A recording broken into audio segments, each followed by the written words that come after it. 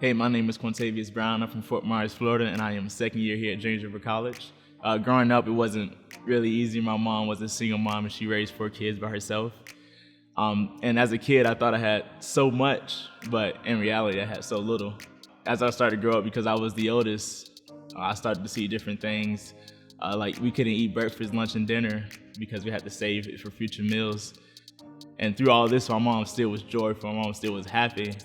But when I was in 7th grade, we got kicked out of our house, and it was something that we had no control over. We moved from family's house to friend's house, and it was super hard because it was an additional 5 people that they had to feed. 2016, I finally moved in with my dad. And then the next following year, in 2017, I finally got invited to church. And I started serving right away. That's all I wanted to do. I just wanted to be at the church. After that, my life started to turn. I started to see God do amazing things. And so that year in the summer, I went to a youth camp. And I was at the altar, and I had this amazing experience with God that I've never felt before, and I never will forget it ever in my life. We were at the altar, and we were worshiping. And there was this, I have no idea who the guy was, but he was behind me, he was praying for me. And immediately, I couldn't hear anything. The music was silence, the people around me were silent, and I just heard that voice just praying over me. I eventually just fell down and started crying, and I felt all the burdens that I was carrying, everything that took a toll on me. It just felt like it just came off of me, and I just fell, and I just thank God for that moment. It was such a supernatural moment that happened for me.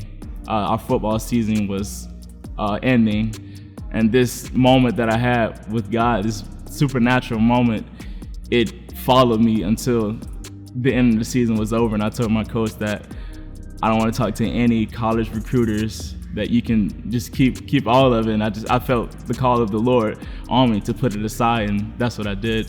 It was one of the hardest decisions I've ever made in my life, because I felt like football was what I was going to do for the rest of my life. It was a passion that I had, but God wanted something more. He wanted to show that in His own way, and I had so much peace about it that I can't explain, but I knew that's what God wanted. And the next year in 2019, I went back to the same youth camp, and we were in the service, and the preacher, he was preaching, and it was about 3,000 kids at this youth camp, and he was walking down the aisle, and I felt the Lord say, "You," and literally 2 seconds later, the man pointed me out. He said, "You." He asked me my name.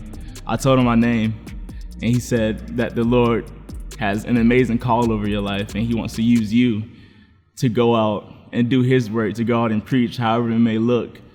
This was something that I literally felt it, and I just felt God calling me this way. This is the same year we went to General Council, and so there were different colleges, about 15 colleges that were there, and I went to every college. But there was this one college, which was James River College, that I went to. I went to their booth. I talked to one of the pastors for about 45 minutes, and instantly I just felt a spark, and I felt like the Lord was calling me here.